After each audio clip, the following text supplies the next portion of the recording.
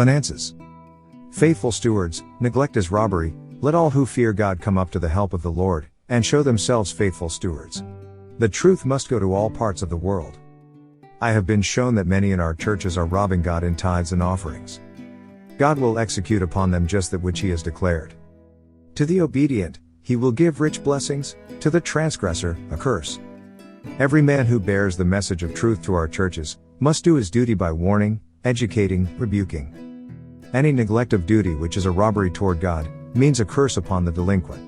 Testimonies to Ministers and Gospel Workers, 307. Faithful in paying tithes, this is not a request of man, it is one of God's ordinances, whereby His work may be sustained, and carried on in the world. God help us to repent. Return unto me, He says, and I will return unto you. Men who have a desire to do their duty, have it all laid down in clear lines in this chapter. No one can excuse himself from paying his tithes and offerings to the Lord. Testimonies to Ministers and Gospel Workers, 307. Finances to be managed by businessmen. It is a great mistake to keep a minister who is gifted with power to preach the gospel, constantly at work in business matters. He who holds forth the word of life is not to allow too many burdens to be placed upon him. He must take time to study the word, and to examine self. If he closely searches his own heart, and gives himself to the Lord, he will better understand how to grasp the hidden things of God. The finances of the cause are to be properly managed by businessmen of ability, but preachers and evangelists are set apart for another line of work. Let the management of financial matters rest on others than those set apart for the work of preaching the gospel. Those in charge of the work have erred sometimes in permitting the appointment of men devoid of business tact and ability to manage important financial interests. A man's fitness for one position does not always qualify him to fill another position.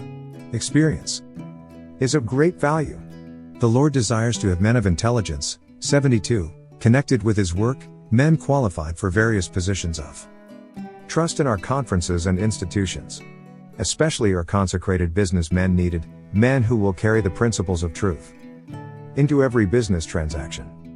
Those placed in charge of financial matters should not assume other burdens that they are incapable of bearing, nor is the business management to be entrusted to incompetent men.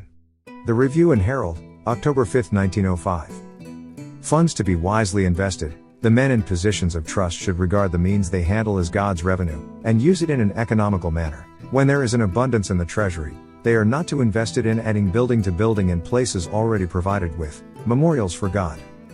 Hundreds of other places are in need of this money, that they, too, may have something established to represent the truth.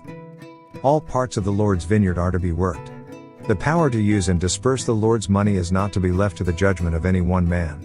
Medical Ministry, 164, 165.